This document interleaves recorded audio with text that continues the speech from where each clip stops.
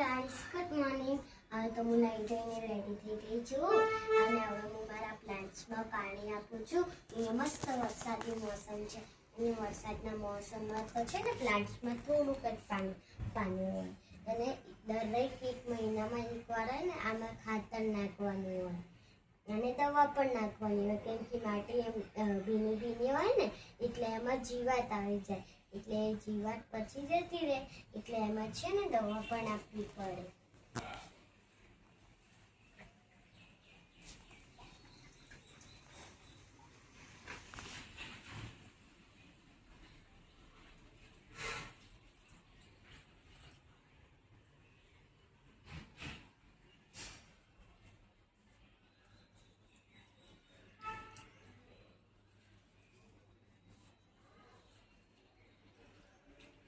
देखो हमारे तो मस्त ऑफिस स्टैंड में तो मस्त एक पिंक फूल आई गई है और एक व्हाइट फूल आई गई है.